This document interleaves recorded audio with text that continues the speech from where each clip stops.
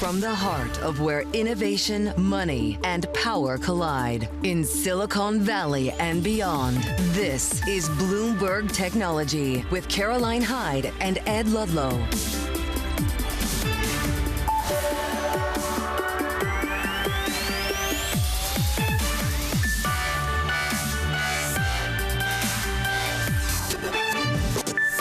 Live from New York, I'm Caroline Hyde, and this is Bloomberg Technology.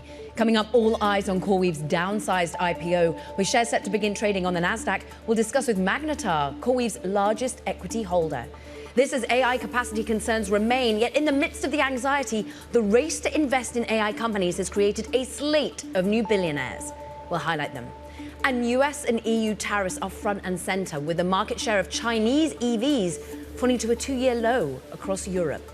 But first, we check in on these markets, which are ever more in sell-off mode. To end this week, we're off by almost 2% on the Nasdaq 100. And when you're looking at the points drags lower and the fact that we're back to the worst week since March the 14th, it is the who's who of the Magnificent Seven that drag us down. In terms of key points to the lower, it is Amazon, Meta, the likes of Microsoft, of course, Apple even amongst some of the biggest drags today.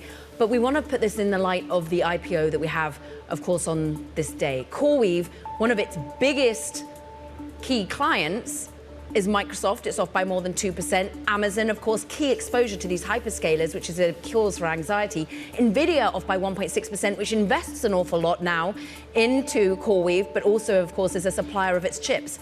Across the board, we're in the red. Let's get to CoreWeave after it raised $1.5 billion in its IPO. The shares are expected to begin trading today on the Nasdaq. Look, the latest is that they priced at $40. We're seeing that perhaps at the moment they're indicated to open at $45. Katie Roof joins us now. This is such a litmus test, not only for the AI trade, but the IPO trade too. Exactly. It's been a really tough few years for tech IPOs. And, this is supposed to be the one that was going to kick off a slate of, maybe 7 or 8 venture-backed IPOs for Q2. And they're all watching this to see how it's going. And so far, it's not going well at all. They downsized the size of the IPO considerably, and they priced significantly below the range. Both of these things are generally seen as very negative indicators. So instead of raising $4 billion, which they originally aimed to, but just a month ago, they raised $1.5 billion. All of this is to continue to put more AI data centers out there, but also it's about paying down their debt. And this is perhaps one of the idiosyncratic risks that it comes to CoreWeave, because it is a unique asset to be investing into.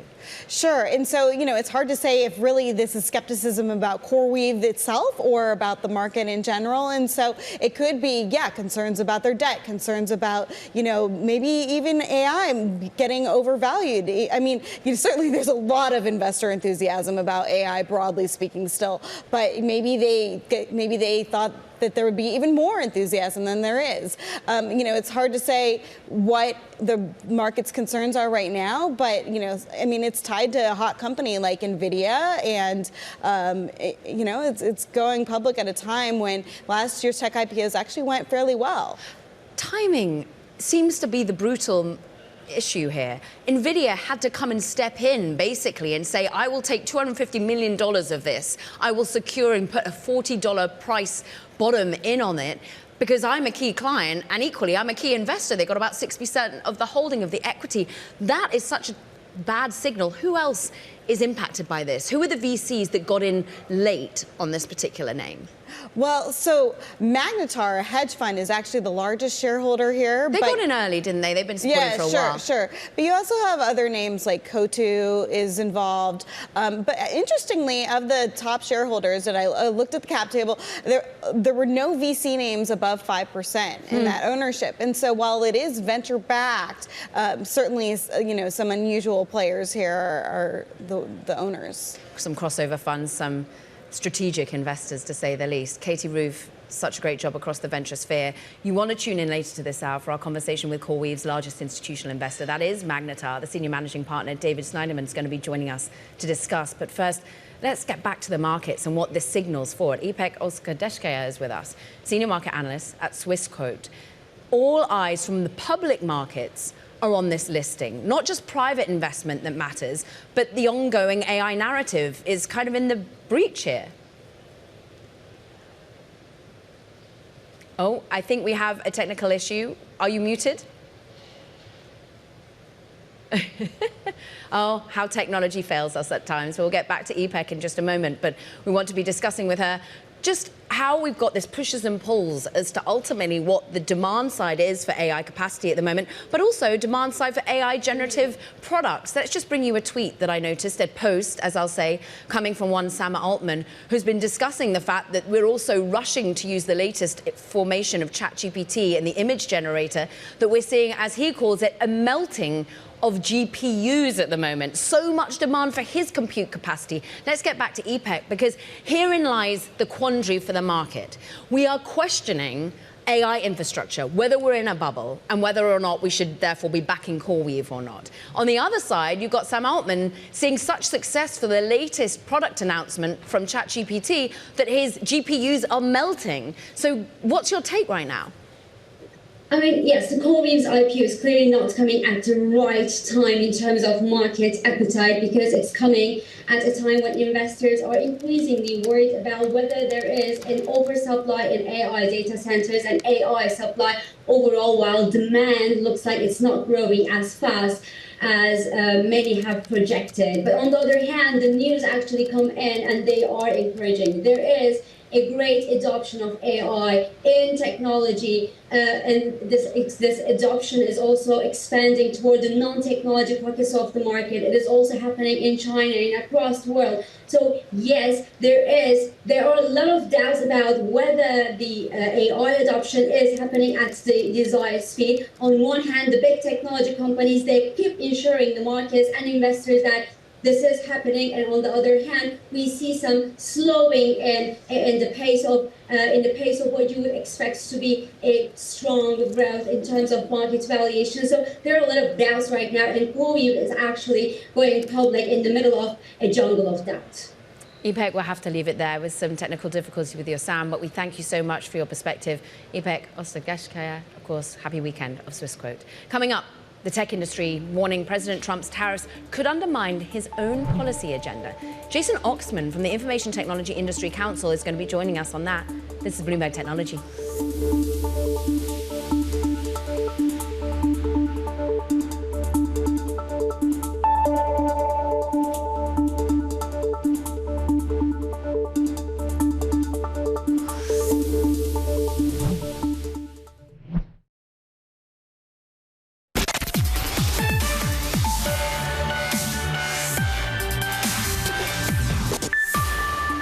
The tech industry has been warning that trading restrictions on chips passed during the Biden administration, the so-called AI diffusion rule, well, it could hurt U.S. companies at a time when tariff uncertainty is already creating headwinds. Jason Oxman, President and CEO of the Information Technology Industry Council, is the person to talk to about this, because we know that Nvidia and Oracle are coming and joining your industry group at the moment, hoping that you'll help navigate a policy quandary that's upon us right now. Ultimately, they don't want the AI diffusion rule. Why is it a bad thing, Jason? Well, it's a good concept, and the execution is enormously complex. As you noted, this was a rule that was adopted in the waning days of the Biden administration. And under normal circumstances, our communication to the Trump administration would be that Biden administration rules need to be rethought and redone, and this is one of those examples.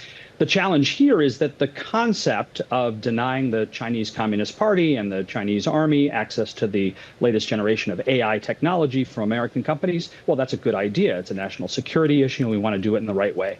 But the Biden administration did it in the wrong way. They did it without consulting industry. They did it without coming up with a roadmap for success, and perhaps most importantly, they did it by punishing American allies around the world by denying them access to AI technology at the same time. So what we're asking the Trump administration to do, let's start over. Let's do this again. Let's consult with industry. Let's get this rule done in the right way. Did they really not consult industry at all, or did they just consult the wrong people in industry from your perspective?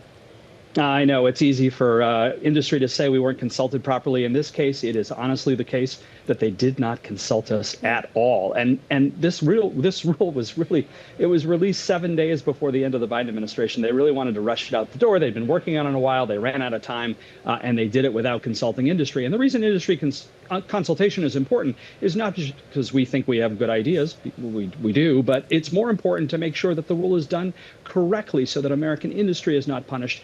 And the most important goal of ensuring that America continues to dominate AI worldwide, which is a key tenet of the Trump administration, that's what we want to make sure happens when the rule is redone.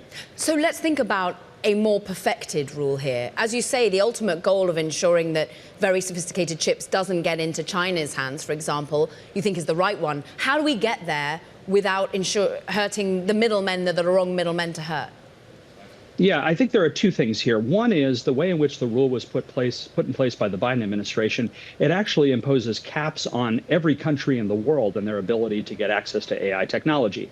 17 countries in the EU are in the so-called Tier 2. There are 3 tiers here. Tier 3 means anybody can get whatever they want. Tier 2 means there are restrictions.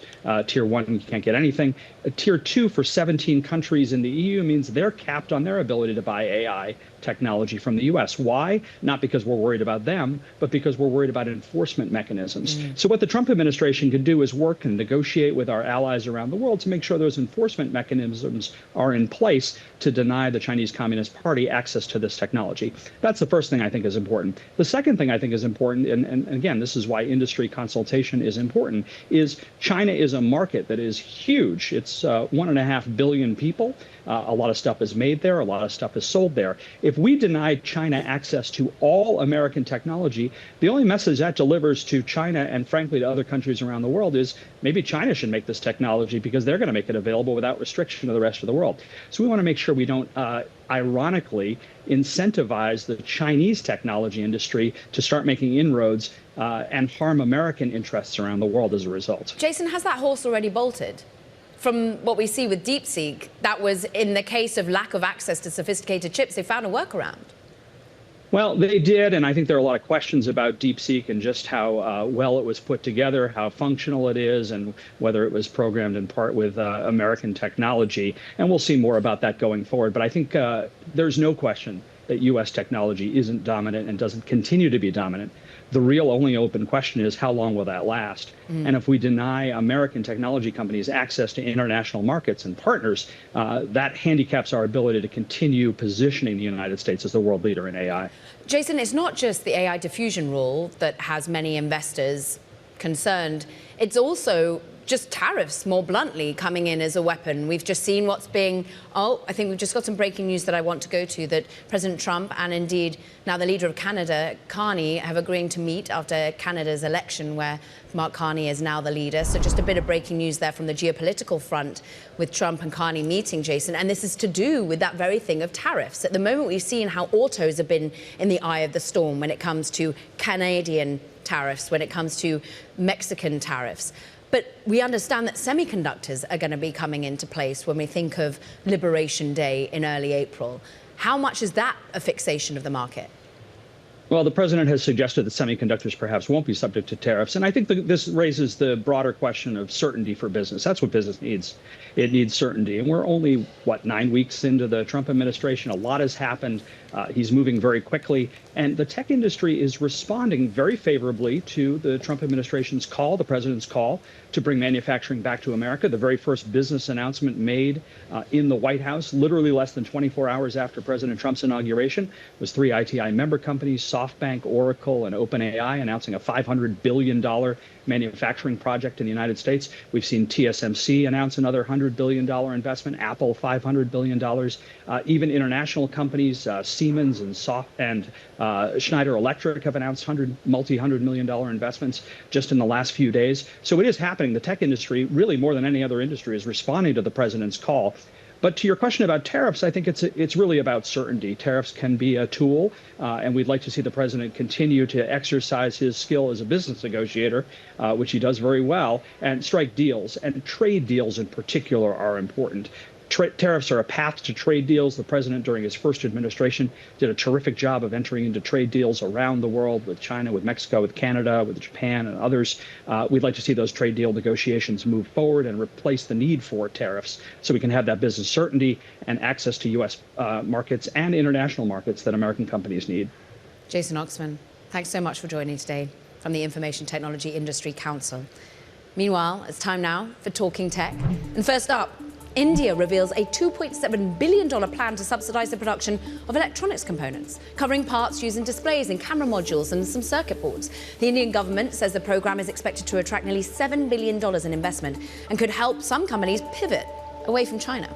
Plus, shares of Oracle, they're trading on the downside today, along with the rest of the market. But the US Department of Defense said it's terminating a plan to use Oracle software in maintaining its civilian workforce as part of the Pentagon's cost-cutting efforts. Defense Secretary Pete Hegseth says the program ran 6 years behind schedule and was more than $280 million over budget.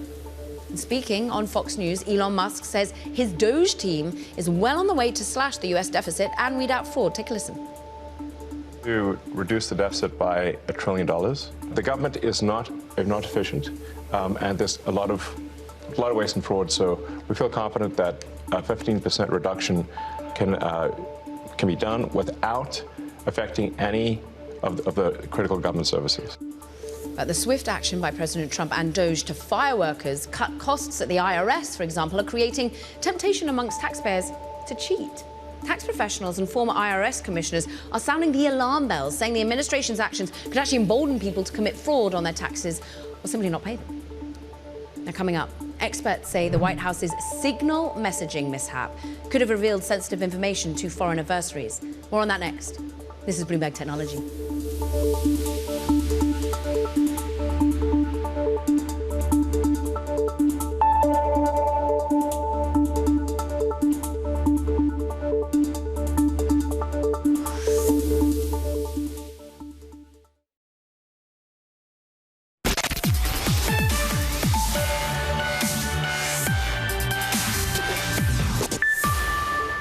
Chinese EV automakers actually saw a market share drop to a 2-year low in Europe. It's according to researcher Dataforce. Less than 7% of EVs registered in February were made in China. That's despite an overall jump in European EV demand.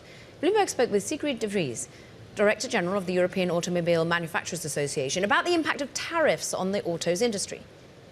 This comes on top of already very challenging times. We're at a watershed moment for industry in the midst of a huge transformation and fierce competition. This is very disruptive, and we really hope this can still be averted. For more, let's go to Bloomberg's Anthony Palazzo. Anthony, I thought that Chinese EV makers were being brought up a storm over in the UK and Europe, but it seems as though the tariffs are having an impact. Yes, that's right. And with all the news around President Trump and his tariffs, it's easy to forget that there's trade tension between the EU and China. So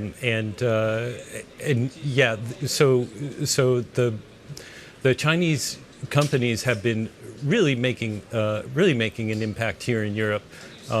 They've been doing it for probably the past 5 years. And all of that came to a halt around the middle of last year when the EU introduced tariffs on Chinese-made electric vehicles, right. And that's put a dent in that growth and really held it at a stalling rate for about the past 6 months. For February, we see that it's actually gone down. As you said, despite an increase in the number of EVs being sold in Europe, the number of Chinese-made EVs has gone down. What's interesting is we know Tesla hasn't been benefiting either. Their sales have been on the downward trajectory. But is it local European makers of EVs that do well, therefore?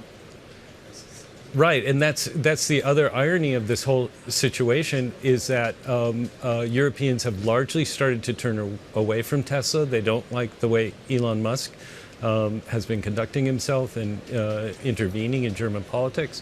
And so that created an opening, and the Chinese automakers, by and large, have not been able to fulfill it. At the same time, the European automakers have come out with some new models. There's some smaller ones made by Renault. Yeah. There's a larger one made by Volkswagen that's really come out and done well. Right. And so the local car makers have really done well. Anthony Palazzo, thanks for the update on all things EVs. Meanwhile, returning to the White House, is dismissing the disclosure of Houthi attack plans being exposed in messages through Signal as a glitch. But experts are arguing information in those chats could have given priceless information to foreign adversaries. Bloomberg's Jake Bleiberg is here to really articulate what is it within these messages that are clearly detrimental to US and indeed that spies cannot wait to get their hands on. Yeah, it's a good question, and it takes really sort of a close parsing of these messages. It's something we've seen, current and former security officials doing. And one of the most important things that has raised questions, about the security here is this reference from National Security Advisor Mike Walls to sort of surveillance or some type of view into the movements of a particular Houthi military leader. Top missile guy, they call him. Yes, exactly, who Waltz refers to as a top missile guy. And what he says suggests when we talk to current and former intelligence officials is that the U.S. had some sort of oversight, whether it be signals intelligence or aerial oversight, or actually someone on the ground who was observing this person. And that's a really valuable clue to foreign adversaries who might be trying to understand U.S. military operations. Meanwhile, Attorney General Pam Bondi goes on time and time again to say sensitive information not classified was inadvertently released. We go back to the technology side of all of this, though. Is it music to adversaries' ears that Signal is being used whatsoever? I think it probably is, especially for this type of highly sensitive operational information. The thing to understand is that while Signal makes strong and credible claims about its end-to-end encryption, where that information ends is on a device. And if that device is infiltrated, if that device might be in a foreign country where it can be attacked by foreign spy agencies, it's still vulnerable there. It might be secure in transit, but once it arrives on your phone, it's still vulnerable in the way anyone's phone is vulnerable.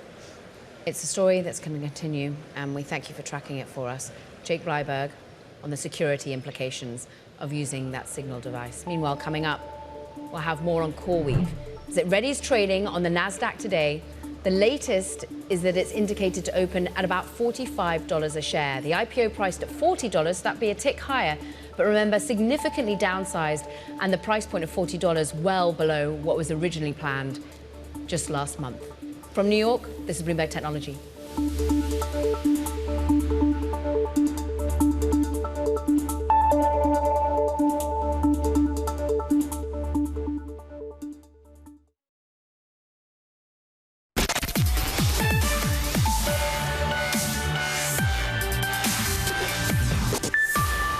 Welcome back to Bloomberg Technology. I'm Caroline Hyde in New York. Let's get a check on these markets. We are once again in sell-off mode to end this week. It is a down week. We're currently off by 1.7%, but those declines were accelerating on this Friday. We're currently off by almost 2% on the NASDAQ 100.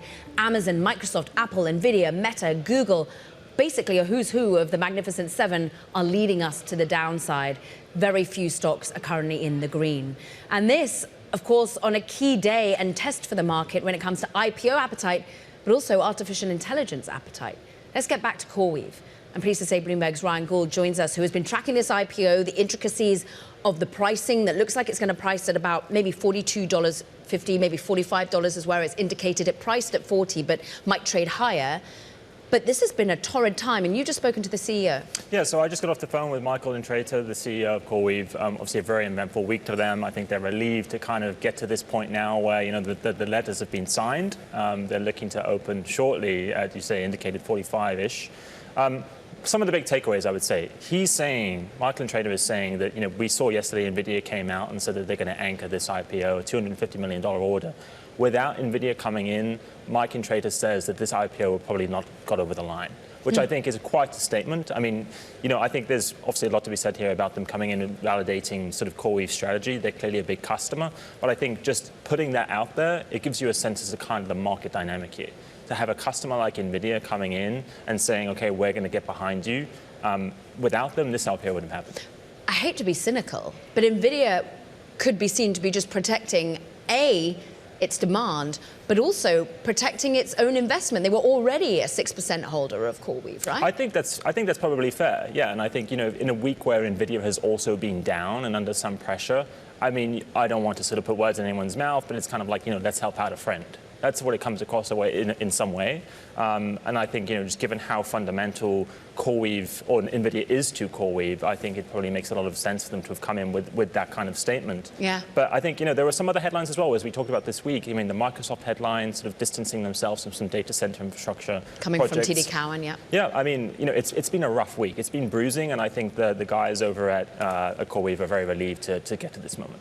Perhaps some of the bankers are too. Question is how the rest of the IPOs unfold. Ryan Gould, it's been a busy day for him. We thank him for joining us. Meanwhile, let's just talk about a company that did recently have an IPO, not too long ago, social media platform Reddit. But it can't actually shake off its gloomy sentiment right now. Shares of the company have fallen 50% from February highs as it struggles to recover from its earnings report that revealed it lagged in digital advertising among peers. The company also said it took a hit in traffic due to changes in Google Search's algorithm. Now, Reddit also faces some additional scrutiny as early investors reach the end of their lockup periods, basically putting further selling pressure on the stock. We'll see as and when that lockup ends, if they do indeed sell. Now, the race to invest in AI companies is actually still on. Amidst this anxiety about too much capacity, we're seeing new billionaires being minted, according to analysis from Bloomberg. Here to tell us all about it is Bloomberg's Tom Maloney. Put aside CoreWeave and the anxiety, no matter what, Michael Intrator is now a billionaire, so is the co-founder, and there's a long list of new AI billionaires. Three billionaire founders coming out of CoreWeave. And looking at that, we decided to use it as an opportunity to look at other fortunes being made in AI right now with these sky-high valuations.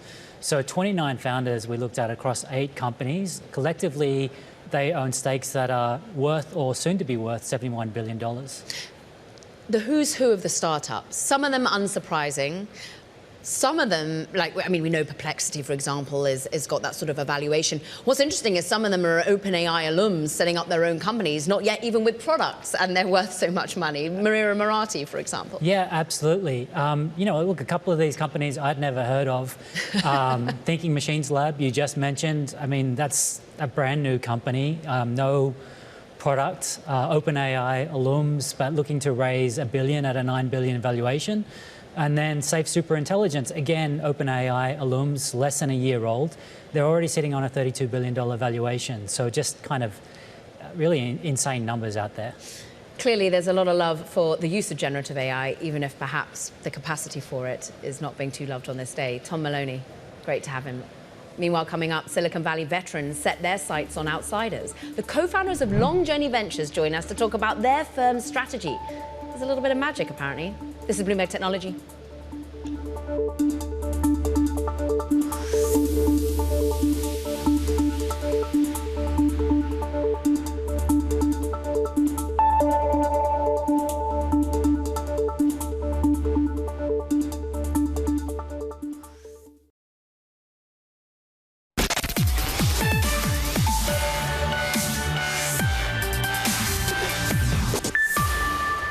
Time now for VC Spotlight. Today, we're talking to investors with long histories in the sector who say they are looking for founders who don't fit the typical Silicon Valley model. Cyan Banister, Lee Jacobs are co-founders of Long Journey Ventures. It's got $450 million of assets under management and a little bit of magic, it seems. And Lee, I start with you. You're second believers in the magically weird. What does the second believer bit mean? Yeah, great question. Thanks for having us. The second believer is, look, it takes the founder to have a lot of belief in themselves and what they're up to. And our role is to identify that belief and just be right there next to them at the very earliest stages. We're talking about backing companies before they really have a product. In a lot of cases, it's just 2 people in a room. And our role as the second believer is to be there for them and believe with everything we have and have them build the future that they imagine. You have phenomenal background, Cyan, coming from Founders Fund. You say you're addicted to this early stage investing, but you also talk about sort of backing entrepreneurs that are absurd or have at least absurd and unconventional ideas. Have you ever backed anyone where the idea remains absurd, or do they all end up becoming conventional wisdom?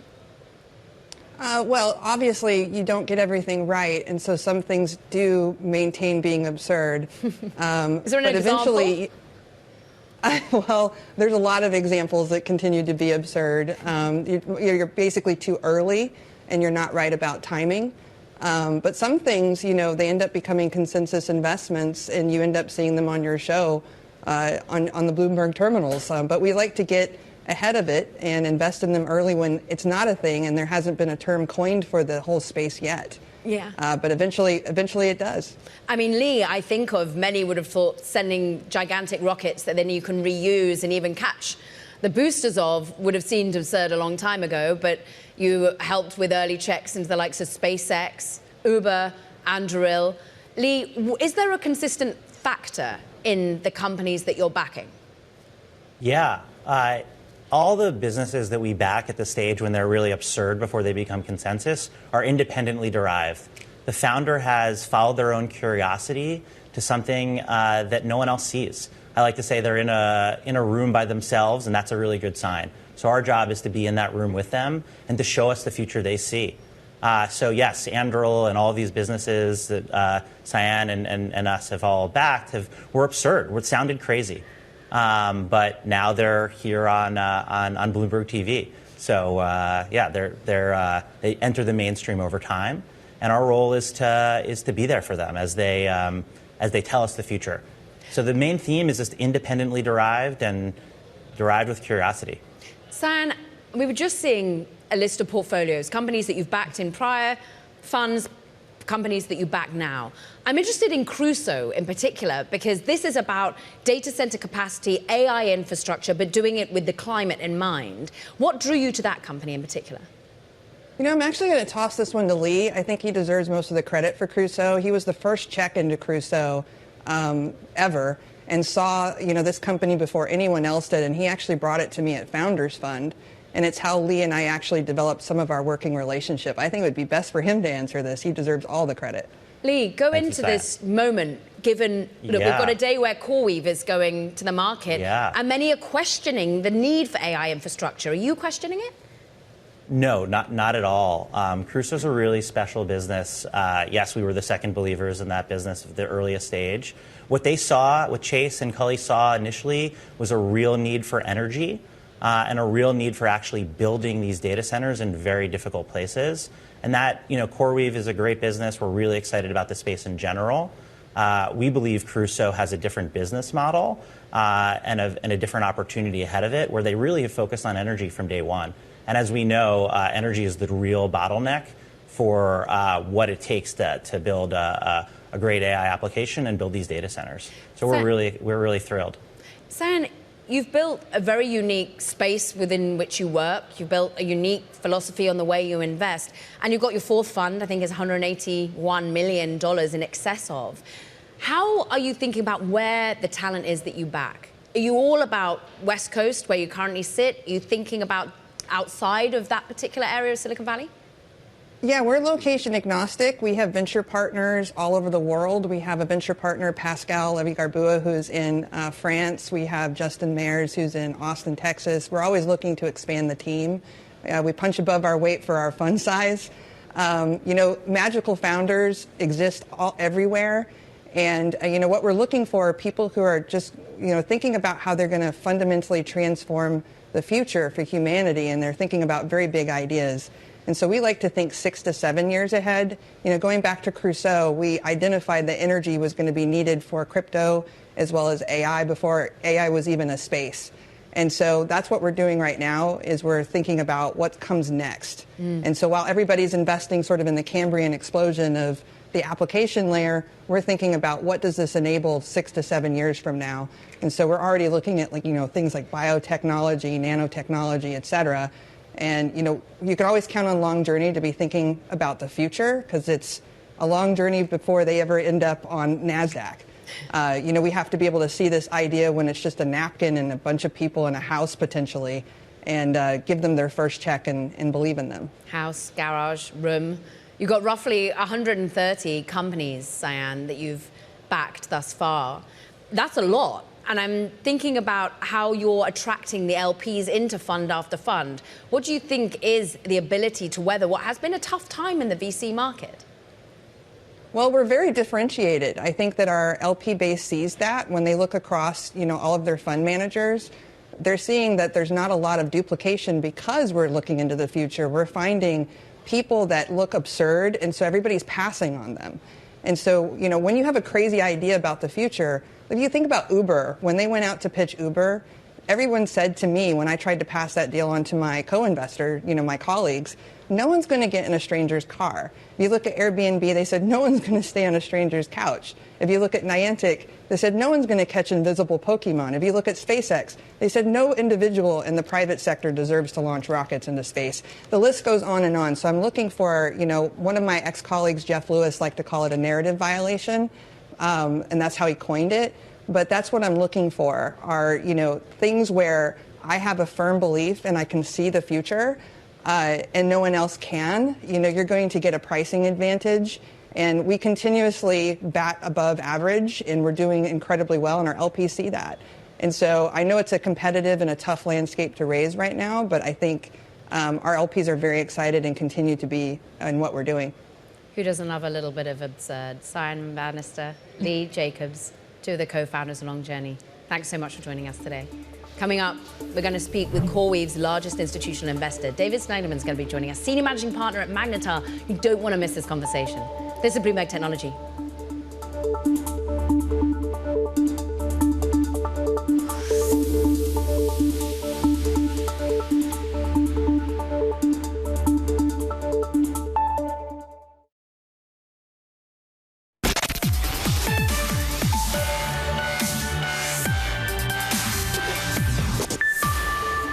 Let's return to CoreWeave's IPO. I'm very pleased to say we're welcoming David Snyderman, Managing Partner of Magnetar. It is the biggest institutional investor of CoreWeave, long-term backer. I've got to ask today, the timing, how do you feel about it? Well, first, thank you so much for having me. And this is an exciting day for Magnetar, for our investors, and especially for our partners at CoreWeave. For us, this is one step in a long process and a beginning step in that process. So sentiment and timing, it's really about execution of the company today. And will you therefore remain a long-term committed holder even as it goes public? I know you've exited a little bit on this particular liquidity moment. We actually have not exited at all. We've bought in every round prior to this, and we remain committed to the company. This company they're the gold standard now for AI infrastructure. So as this transformation happens, right, they're the people, they're the picks and shovels of this industry. When we invested in them, I think they had $12 million of revenue at the time. What year was this? This was only 4 years ago. This past year was almost $2 billion of revenue and climbing quickly. So it's pretty incredible what they've done. It's a great management team. In many ways, the timing hurts because of the narrative that we get bombarded with. Joe Tsai saying there's a bubble in AI capacity. We've got TD Cowen trying to point to Microsoft moving away from data center leases. How do you feel about AI capacity right now? It's funny, we read and hear the same stories, but it's not what we see in the actual business. The business itself has insatiable demand. They can't keep up with the demand of the business, which is why it's so exciting for us.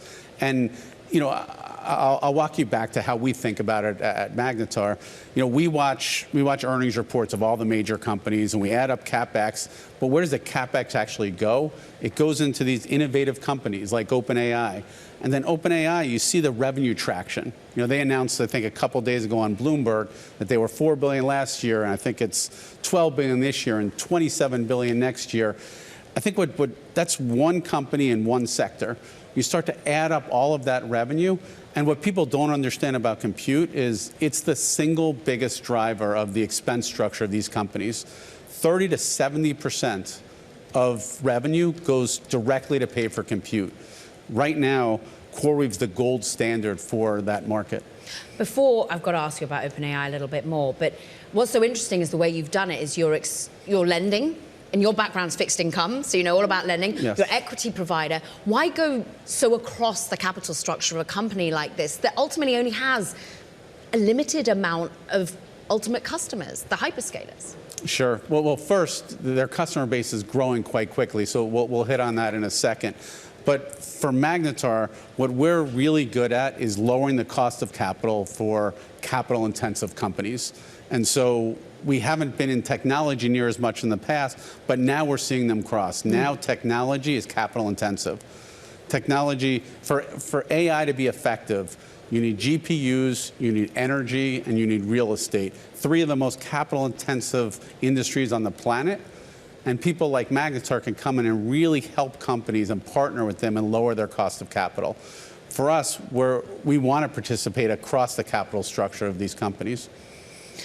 You mentioned customers. A big lease was signed with OpenAI by CoreWeave. Interestingly, OpenAI now has exposure to CoreWeave shares on the back of that as well. But I want to bring you the latest post out of Sam Altman, because he's saying, look, the frenzy to get hold of the latest image generation ChatGPT is, quote, GPUs are melting. Tell us about OpenAI and your bet there. You are coming in when their valuation is $300 billion with a sizable investment. Is it about $1 billion you're coming in? So that was reported that we're looking at the investment, and we are looking. We love the company. We love management. They're doing a great job. That's in our investment committee right now. But we're also looking at many other companies across the sector. So that investment has not been made to date. Tell us, therefore, where you are looking and where the value accrues. You say you're about capital expenditure, so it must be on the AI infrastructure layer and the large language model layer. But everyone's getting excited about the applications. Would you go there? Yeah, for us, we're really focused on capital intensity, businesses that need to drive down their cost of capital. That's where we can be a value-added partner, and we can be a value-added partner not just to companies, but to venture firms who aren't used to looking at this type of capital intensity. You've obviously been in CoreWeave, for example, for a long time. We have 4 years. And you're going to stay with it through the public markets. Yes. How do you think they now need, and Mike and Trader now needs to talk to the market about insatiable demand? At the moment, we're worrying a little bit about the amount of leverage. We're worrying a little bit about ultimately how they have financial controls. This moment of being public, what does it mean in terms of how the business is run? Yeah, I think there's been some misconceptions in the marketplace about the debt load. You know, if we go back to real capital-intensive businesses, people take orders and bring it to the bank, and the bank lends them money to fulfill the orders, and they pay back when the orders come. That's exactly what Mike and his team have done on their financing journey. And so in order to get the most efficient cost of capital, if you get long-term contracts, which they have with companies like Microsoft and OpenAI, those are readily financeable in the marketplace. And Microsoft's not pulling away. Not only is Microsoft not pulling away, these are take-or-pay contracts. So Microsoft has contracts for many years, and they'll continue to pay every month. You know, it's in my mind, it's sort of like we go and release a car, right? And of course, it depreciates the day you leave the lot, but you still owe for 4 years on your car lease, and that's the same thing here. And I think again, these companies need a ton of compute right now. The best provider of compute for all of these companies is CoreWeave. I'm so interested in Magnetar. You're in everything at the moment that's interesting to our audience. So where do you now focus? You just told us about it's about the capital expenditure element. Are there regions that you look to? What is the next company? What is the next OpenAI for you? Yeah, sure. We have a lot in our pipeline, and we've made hundreds and hundreds of investments. This is our 20-year anniversary. But it's really about a consistent, methodical process to invest. We want to understand assets. We want to understand cash flows. We want to understand downside scenarios. So we look a lot different than a normal equity investor. We're very focused on analyzing assets, the cash flows they produce, and making sure companies have the right runway. Will you promise when it's out of your investment committee, you'll come back with OpenAI? I'd love to. I'd love to. It's great to have you, David Snyderman. Thank you so much. Magnetar Managing Partner. We hope to have him back. Now, that does it for this edition of Bloomberg Technology. You don't want to forget to check out our podcast. You can find it on the terminal, as well as online on Apple, Spotify, and iHeart. From New York, from San Francisco, wishing you a very happy weekend. This is Bloomberg Technology.